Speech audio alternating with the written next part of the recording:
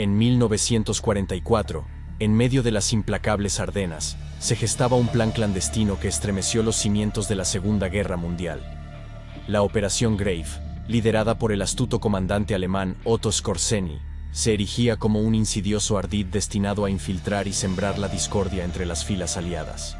Con soldados alemanes camuflados como estadounidenses, esta audaz estrategia de sabotaje desató el caos en la retaguardia enemiga.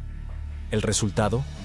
Un duelo de ingenio y astucia que desafió los límites de la guerra moderna y resonó en los anales de la historia bélica. Suscríbete al canal y acompáñanos a hacer un repaso de esta historia. En el gélido diciembre de 1944, en el corazón del frondoso bosque ardéntico de Bélgica, una marea inmensa de tropas germanas, más de 250.000 de hombres, avanzaba a través del paisaje nevado. Era el rastrero y desesperado intento de Hitler, una ofensiva sorpresiva destinada a dividir las fuerzas aliadas y apresar el vital puerto de Amberes. En medio de la relanzada Blitzkrieg, un jeep estadounidense, aparentemente discreto, se abría paso en el terreno traicionero. Sus llantas levantaban un rastro de lodo y nieve. Los 3 hombres dentro, GIs aparentemente comunes, eran apenas una gota en el vasto océano de soldados que poblaban el paisaje arrasado por la guerra. Pero los americanos estaban alerta máxima, con rumores de saboteadores y paracaidistas alemanes sembrando trastornos mucho más allá de las líneas del frente. Los ocupantes del jeep, identificándose como privados Charles W. Lawrence, Clarence van der Weert y George Sensenbach, hallaron su viaje bruscamente detenido en un bloqueo de carretera cerca del pequeño puente en Aiwail, Bélgica. Su inglés vacilante y la carencia de la contraseña del día levantaron sospechas inmediatas. Una exhaustiva búsqueda de su vehículo reveló sus auténticas intenciones. Ocultas bajo el asiento del jeep, reposaban 2 subametralladoras británicas, Sten, un vasto rollo de billetes de $100 recién impresos, y el innegable tono de gris de campo alemán bajo sus uniformes estadounidenses. Bajo rigurosos interrogatorios, el más inquieto del trío, apodado Sensenbach, desveló su auténtica identidad: Wilhelm Schmidt, cabo del ejército alemán. Formaban parte de la Operación Grave, una misión encubierta gestada por el infame teniente coronel de las SS Otto Skorzeny. Su cometido no era solo sembrar confusión, sino apresar a uno de los generales aliados más cruciales de la contienda. La revelación sacudió al alto mando. El enemigo no solo acechaba fuera, estaba dentro, enfundado en los mismos uniformes, hablando el mismo idioma. Mientras la batalla del Bulge proseguía, los aliados encaraban un nuevo reto insidioso: discernir al amigo del enemigo, garantizando que los impostores fuesen expuestos y asegurando una victoria decisiva en los últimos episodios de la guerra. A la sombra de la monumental derrota de Alemania en Stalingrado, la marcha implacable del Ejército Rojo parecía imparable. Para fines de 1944, con los soviéticos avanzando velozmente, Hitler confrontaba la escalofriante realidad: Berlín pronto quedaría en manos soviéticas, a menos que pudiera desviar sus extenuadas tropas del frente oriental para reforzar el este. Sin embargo, la situación en el oeste apenas era más alentadora. Recién salidos de una resonante ruptura en Normandía en junio de 1944, los aliados occidentales estaban cercando el cerco, asentados precariamente al borde del suelo alemán. A pesar de esto, Hitler percibió un punto débil en la armadura aliada: el vínculo entre Gran Bretaña y los Estados Unidos. Creía que era un eslabón frágil que, al ser tirado, podría llevar a América a buscar la paz, dejando a Alemania libre para enfocar toda su atención en los soviéticos. Alemania jadeaba bajo el peso de los recursos agotados, la mano de obra menguante y el equipo fallido. Un ataque repentino exigiría hasta la última gota de fuerza que les quedaba a las fatigadas fuerzas alemanas. El plan para el asalto de Hitler se fundamentaba en la táctica exitosa de 4 años antes: un ataque relámpago a través de las Ardenas, liderado por su élite sexto Ejército Panzer. El plan consistía en perforar las líneas estadounidenses, cruzar el río Mosa y tomar Amberes, dividiendo así el frente aliado en 2 y creando una calamidad reminiscente de la evacuación de Dunkerque en 1940. Las apuestas eran colosales. El éxito podría infligir un golpe devastador a los aliados, sacudiendo su determinación y forzando una reevaluación de sus esfuerzos de guerra. Pero el fracaso acechaba, amenazando con consumir lo poco que le restaba a la Wehrmacht, dejando a Alemania vulnerable a una incursión aliada imparable. Sin embargo, Hitler no estaba de ánimo para jugar a la defensiva. La clave de la ofensiva de las Ardenas residía en el delicado elemento de la sorpresa. Los aliados debían ser inducidos a creer que los alemanes estaban incapacitados, un engaño logrado mediante una movilización clandestina de miles de soldados alemanes. Bajo el manto de la oscuridad, los alemanes se deslizaron a través del bosque, desvaneciéndose en el abrazo protector de pueblos y aldeas locales al amanecer. Los vehículos ocultos en graneros o camuflados bajo la vegetación mantenían aún más su cobertura. Los aviones de guerra aliados solo veían tranquilidad desde el cielo, un paisaje campestre intocado por el frenesí de preparativos de guerra ocultos. Para muchos soldados alemanes, el propósito de sus movimientos sigilosos permanecía como un misterio. La operación se envolvía en secreto. El velo solo se levantaba para los comandantes regimentales, horas antes de la batalla inminente. El conocimiento estaba confinado a los más altos círculos del mando alemán, un grupo de altos oficiales que advirtieron a Hitler contra su ofensiva. Sus ruegos cayeron en oídos sordos mientras Hitler desestimaba sus consejos, persiguiendo obstinadamente su estrategia.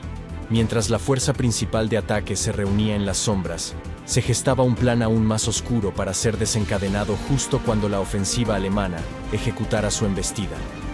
Un grupo especial de agentes alemanes, liderado por uno de los comandos más infames del Tercer Reich, inició la Operación Grave. Esta banda de operativos alemanes de habla inglesa, disfrazados como soldados estadounidenses y británicos, penetró las líneas estadounidenses y se preparó para causar estragos en el ejército estadounidense desde dentro de sus filas.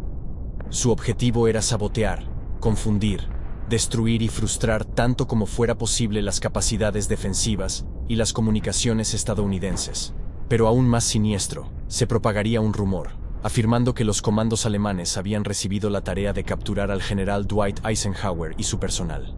En octubre de 1944, en lo profundo del bastión de Hitler en Rastenburg, Prusia Oriental, se convocó a SS Obersturmbannführer Otto Skorzeny. Con más de 6 pies de altura y con una cara marcada por cicatrices de duelos en su juventud, Skorzeny se había convertido en uno de los favoritos de Hitler, especialmente después de su rescate de Benito Mussolini, en 1943 de una prisión en la cima de una montaña supuestamente inaccesible. Un año después de la Operación Mussolini, Skorzeny demostró aún más su brillantez estratégica, con la exitosa ejecución de la Operación Panzerfaust. En esta operación, ideó el secuestro del hijo del almirante Miklos Horthy, asegurando que el gobierno pronazi permaneciera en control de Hungría. Este logro solidificó aún más su reputación, llevando a Hitler a confiarle un papel crucial en la próxima ofensiva de las Ardenas. La nueva misión de Skorzeny era reunir a 3.300 hombres en la Brigada Panzer 150. Esta brigada tenía un objetivo audaz: capturar y demoler tantos puentes sobre el río Mosa como fuera posible antes de que los aliados pudieran asegurarlos. Sus tácticas incluían manipular las señales de tráfico, dar órdenes falsas, quitar advertencias de campos minados y bloquear caminos. Esta estrategia, aunque ingeniosa, era una violación flagrante de la Convención de Ginebra. Sin embargo, para Hitler y Skorzeny, las recompensas potenciales justificaban los riesgos. Así, se inició la Operación Grave, con Skorzeny recibiendo amplia autoridad para garantizar su éxito. El tiempo era esencial. Skorzeny tenía aproximadamente 6 semanas para prepararse. El 25 de octubre, el Oberkommando der Wehrmacht, alto mando nazi, emitió un llamado para soldados de habla inglesa. Esta solicitud, destinada a ser confidencial, fue interceptada por los aliados el 30 de noviembre. Sin embargo, la desestimaron como una mera distracción. Los reclutas, pensando que estaban siendo preparados para una misión de traducción, fueron sometidos a pruebas de competencia en inglés. Quienes pasaron juraron guardar silencio, bajo amenaza de ejecución. Estos soldados elegidos fueron luego aislados en el campo Grafenwöhr. Este campo, establecido en 1907 en Baviera, fue transformado en un campo de entrenamiento encubierto donde se enseñaba a los reclutas a emular a los soldados estadounidenses. Un recluta, Fritz Christ, de 21 años, recordó más tarde: teníamos que ver películas estadounidenses que nos mostraban cómo saludaban los GIs e incluso cómo fumaban cigarrillos. también nos daban lecciones diarias de jerga estadounidense. A pesar de su riguroso entrenamiento, los resultados fueron menos que estelares. Solo 400 candidatos podían conversar en inglés básico, y solo 10 eran fluidos. A los demás, se les aconsejó actuar angustiados para evitar hablar. Los mejores candidatos fueron enviados a campos de prisioneros de guerra estadounidenses para perfeccionar sus acentos y modales. Sin embargo, muchos prisioneros estadounidenses mostraron cautela y poca cooperación. Surgió un grupo de élite de este proceso riguroso, listo para infiltrarse en las filas estadounidenses, sembrar el caos y atacar puentes estratégicos. El plan era ambicioso. La fuerza de Skorzeny, que ascendió a poco más de 2.500, avanzaría en jeeps y tanques estadounidenses capturados. Tomaría los puentes y lo haría mientras se disfrazaba como el mismo enemigo al que buscaban derrotar. Su principal objetivo era capturar uno o más de los puentes sobre el río Mosa, antes de que pudieran ser destruidos. Con una operación compleja en marcha, la recién formada brigada tenía una tarea difícil por delante. Necesitaban un arsenal de equipo del ejército de Estados Unidos. Tanques, vehículos blindados, cañones autopropulsados, jeeps, motocicletas, camiones y uniformes destinados al campo de entrenamiento de la brigada en Grafenwöhr, en el este de Baviera. Pero la realidad no estuvo a la altura de las expectativas. Solo llegaron 2 tanques Sherman en mal estado, junto con una avalancha de equipos polacos y rusos de unidades que desconocían el verdadero propósito de la solicitud. Como si estos obstáculos no fueran suficientes, el equipo de Skorzeny estaba lingüísticamente mal equipado. Entre sus hombres, solo 10 tenían fluidez en inglés y un conocimiento de los modismos estadounidenses, mientras que la mayoría luchaba con el inglés básico. Ante estas adversidades, Skorzeny tuvo que adaptarse. Redujo la brigada Panzer 150 de 3 batallones a 2, reuniendo a los mejores hablantes de inglés restantes, en una unidad de operaciones especiales llamada Einheit Stellau. Sus filas se reforzaron con una compañía de SS Jagdverbände Mitte, 2 compañías del SS Fallschirmjägerabteilung 600 y 2 batallones de paracaidistas de la Luftwaffe. Los regimientos de tanques proporcionaron tripulaciones de tanques, y las unidades de artillería suministraron artilleros. A pesar de estas ampliaciones, el recuento final de 2.500 hombres en Grafenwöhr quedó corto del objetivo inicial por 800. El déficit de equipo era igualmente preocupante. Solo la unidad de comando pudo ser completamente equipada con armas del ejército de Estados Unidos. Solo se pudieron obtener 4 autos de exploración del ejército de Estados Unidos, 30 jeeps y 15 camiones, exigiendo el uso de vehículos alemanes pintados de verde oliva estadounidense, con marcas aliadas. Y de los 2 tanques Sherman a su disposición, solo uno estaba en condiciones de uso, lo que requería la conversión de tanques Panther en falsos destructores de tanques M10, utilizando láminas de metal delgadas para el disfraz. Sobre todo, tenían que resolver el dilema de ser reconocidos por sus propias fuerzas. Mientras cruzaban las líneas enemigas en la batalla del Bulge, el riesgo de ser atacados por unidades alemanas era casi tan significativo y letal como con los estadounidenses. La brigada alemana adoptó una serie de señales únicas para facilitar que ellos mismos y otras unidades alemanas específicas los reconocieran como amigos. Un pequeño triángulo amarillo en la parte trasera de sus vehículos, cañones de tanque posicionados en el marcador de las 9 en punto, tropas que llevaban bufandas rosadas o azules y se quitaban los cascos, o destellos de antorchas azules o rojas por la noche. Estos fueron los signos que implementaron, medidas desesperadas para una operación desesperada bajo el cielo gris belga. A pesar de todos los esfuerzos y engaños, el tiempo se agotaba increíblemente rápido. Y todo el tiempo invertido en la competencia en inglés de los hombres, expresiones y el árbol jerárquico del ejército estadounidense, les dejaba casi ningún tiempo para pulir las habilidades de combate y sabotaje que eventualmente necesitarían para tener éxito en su misión. Al amanecer del 16 de diciembre de 1944, el silencio del bosque de las Ardenas fue roto por el estruendoso rugido de la ofensiva de las Ardenas alemana. Sin saberlo los aliados, anidada dentro del enemigo que avanzaba, estaba la brigada Panzer 150. En el puente de Aiwaile el 18 de diciembre, los policías militares estadounidenses detuvieron un jeep con Unteroffizier Manfred Pernas, Oberfähnrich Günther Billing y Gefreiter Wilhelm Schmidt disfrazados. Una exhaustiva búsqueda del vehículo reveló una verdad escalofriante: armas ocultas, dispositivos explosivos, dinero falso y esvásticas. Bajo un intenso escrutinio, los hombres se derrumbaron, revelando sus identidades como soldados nazis. Schmidt, en particular, compartió relatos de su entrenamiento y la misión más amplia de infiltrarse e informar sobre la infraestructura clave aliada. Los soldados capturados, fieles a su entrenamiento, continuaron su asalto psicológico. Schmidt tejió una elaborada historia, avivando el rumor de que su misión era capturar al general Eisenhower y otros altos mandos. La fabricación tuvo éxito, y Eisenhower fue llevado al aislamiento, irónicamente, limitando su capacidad para liderar. Pasaría la Navidad lejos de su oficina, su frustración desbordándose en una desafiante rebeldía contra posibles asesinos. Después de finalmente abandonar su reclusión en un estado de ira, el general Eisenhower ordenó inmediatamente carteles de "Se busca" para Skorzeny. Las impresiones se distribuyeron por toda Europa, llevando eventualmente a la captura de Skorzeny al final de la guerra al año siguiente. Pero el siniestro ardid estaba lejos de terminar. Aun cuando sus camaradas fueron capturados, los elementos restantes de la Brigada Panzer 150 continuaron su campaña destructiva. Los aliados desprevenidos recibieron golpes tras golpes, sus líneas de suministro cortadas, las instalaciones de comunicación destrozadas y el tráfico redirigido, sembrando semillas de pandemonio que se extendieron rápidamente entre las filas. Una unidad alemana incluso desvió todo un regimiento, profundizando la desorganización. Mientras tanto, bajo el manto de la oscuridad, la Operación Stosser desplegó otra unidad especializada, paracaidistas detrás de las líneas enemigas, para asegurar un cruce de caminos crucial cerca de Malmedy. A medida que pasaban los días, los aliados comenzaron a descubrir más impostores dentro de sus filas, encendiendo un incendio forestal de pánico que consumió su moral.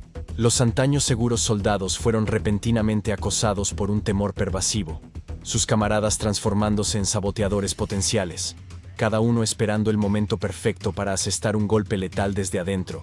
Sorprendidos por la furtiva Operación Grave, la desconcertada inteligencia estadounidense giró, desplegando una red de controles meticulosos para frenar la marea de alemanes disfrazados infiltrando sus filas. Fue un momento de sospecha intensificada, donde un compañero soldado podría ser un enemigo disfrazado. Los bloqueos de carreteras surgieron por todo el país, donde cada soldado fue interrogado, su lealtad puesta a prueba. Para desenmascarar a sus enemigos, los estadounidenses idearon un ingenioso conjunto de preguntas de seguridad, arraigadas en la profundidad de la cultura estadounidense, desde el béisbol hasta las capitales de estados oscuros. Fue una prueba de fuego, un desafío que incluso los nazis mejor entrenados fracasarían. El ambiente se volvió tenso mientras los soldados estadounidenses se interrogaban entre sí, su camaradería reemplazada por el siniestro espectro de una posible traición. Este clima de incertidumbre no perdonó ni siquiera a los oficiales de alto rango. El brigadier general Bruce Clark fue retenido a punta de pistola, después de un falso pasatiempo relacionado con el béisbol, mientras que un capitán que llevaba botas alemanas robadas fue confinado durante una semana. Incluso el general Omar Bradley se encontró repetidamente interrogado por guardias celosos, pero esta intensa vigilancia tuvo un costo. La paranoia inducida por Skorzeny provocó numerosos casos de fuego amigo e identidades equivocadas, desde nerviosos policías militares que abatían a sus compañeros soldados, hasta el trágico fuego cruzado entre la Sexta División Acorazada de Estados Unidos y la 35 División de Infantería. Incluso un error de ortografía inocuo en las tarjetas de identidad podía provocar un interrogatorio angustioso. Aunque efectiva contra los infiltradores alemanes, esta nueva línea de defensa colocó a los soldados británicos y de otros países no estadounidenses en desventaja. Su ignorancia de la cultura popular estadounidense de repente se convirtió en una sentencia de muerte potencial. El propio mariscal de campo británico Bernard Montgomery fue víctima de este intenso escrutinio. Al enterarse del confinamiento de Eisenhower, Montgomery reunió un pequeño equipo de seguridad y partió hacia el puesto fuertemente vigilado en Malmedy, con la esperanza de aumentar la moral. Sin embargo, su viaje no estuvo exento de peligros. Un persistente rumor circulaba de que uno de los hombres de Skorzeny se había infiltrado en las tropas de Montgomery. Detenido en un puesto de control estadounidense, el mariscal de campo, furioso por la insinuación, ordenó a su conductor que avanzara. Los guardias alarmados respondieron con una lluvia de balas, perforando los neumáticos y aprehendiendo al desconcertado oficial aliado durante horas de interrogatorio extenuante. A pesar de la seguridad reforzada, 44 soldados alemanes, todos disfrazados con uniformes estadounidenses, penetraron las líneas estadounidenses. Solo 8 fueron capturados. Pero después del 19 de diciembre, se perdió el factor sorpresa, y los alemanes volvieron a sus propios uniformes. Las repercusiones de la Operación Grave resonaron mucho después, con cualquier instancia de infiltración alemana atribuida a los hombres de Skorzeny. Los soldados alemanes, con una astucia indomable, se adueñaron de las vestimentas estadounidenses, difuminando las fronteras entre aliados y enemigos, sembrando el terror en el corazón de los aliados. La maestría de la Operación Grave convirtió las Ardenas en una pesadilla para los soldados estadounidenses, quienes veían en cada sombra las intrigas de Skorzeny. El sabotaje, la propagación del miedo y la incesante ofensiva alemana transformaron un terreno conocido en un campo minado de incertidumbre. Sin embargo, la operación se vio constreñida por sus propias limitaciones. El reducido número de comandos, la escasez de equipamiento estadounidense y las habilidades lingüísticas rudimentarias de los operativos menguaron el potencial de la Operación Grave. Aunque inicialmente lograron sembrar la discordia, apenas fueron un susurro en el fragor de la batalla de las Ardenas. El sabotaje, los trágicos errores de fuego amigo y el caos subsiguiente obstaculizaron a los aliados, mas no los detuvieron. La maquinaria bélica aliada resistió el embate, titubeando pero sin claudicar. La mella momentánea que la Wehrmacht hizo en el frente occidental y la osadía de los comandos alemanes no alteraron el curso de la guerra. Las fuerzas alemanas, extendidas y exhaustas en un vasto campo de batalla, rozaban su punto de quiebre. Sus líneas de suministro se desmoronaban, sus filas se adelgazaban y su capacidad combativa menguaba cada día más. El fracaso en la captura de Bastogne, incluso tras un asedio tenaz, fue el golpe de gracia para la ofensiva alemana. Al despuntar el año 1945, el furor de los aviones de guerra aliados despedazó al ejército alemán sobrecargado. Aislados y hambrientos, los soldados alemanes se vieron constreñidos por la obstinación de Hitler: no retroceder. Para el 11 de enero, aislados y desesperados fuera de Bastogne, los hombres asediados comenzaron a desmoronarse. La batalla de las Ardenas terminó casi como empezó. Para finales de enero, el ominoso bulto alemán se desvaneció en la nada.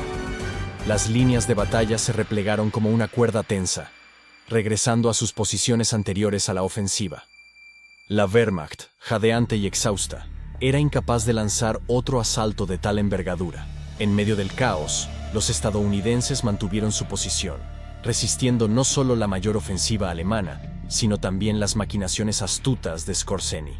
Los puentes permanecían indemnes, las vías de comunicación no se quebraron, y los saboteadores germanos con uniformes estadounidenses fueron aprehendidos y compelidos a rendir cuentas por sus actos.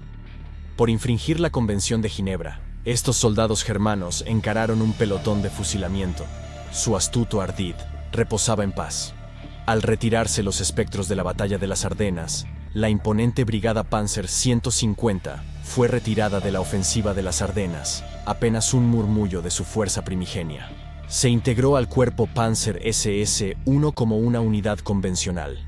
En los juicios de Nuremberg tras la guerra, Skorzeny no manifestó arrepentimiento por infringir las normas de la guerra civilizada. Sus hombres, imputados por atacar a prisioneros de guerra estadounidenses mientras portaban sus uniformes, lo habían marcado indeleblemente como criminal de guerra. Sin embargo, el destino de Skorzeny tomó un giro inesperado durante los juicios por crímenes de guerra de Dachau en 1947. A pesar de las acusaciones, fue absuelto de manera controvertida debido a pruebas insuficientes. Su defensa argumentó que los comandos británicos habían empleado tácticas similares de vestir uniformes enemigos. El testimonio sorpresa de un oficial de la Real Fuerza Aérea, el comandante Forrest Geo Thomas, conocido por los germanos como el Conejo Blanco, jugó un papel crucial en la absolución de Skorzeny. Geo Thomas narró cómo había evadido la cautividad germana, disfrazándose él y varios camaradas prisioneros con uniformes enemigos, sosteniendo que esto no difería de las tácticas de Skorzeny. Tras su absolución, Skorzeny, auxiliado por antiguos oficiales de la SS, evadió el campo de internamiento en 1948. Prosiguió viviendo bajo varios alias en distintos países, sus últimos años empañados por la participación en políticas de extrema derecha y actividades clandestinas. incluyendo la ayuda a otros criminales de guerra nazis a escapar. Finalmente, halló refugio en España, donde vivió hasta su fallecimiento en 1975. Su maestría táctica, la Operación Grave, sacudió las fuerzas aliadas, agitando el avispero.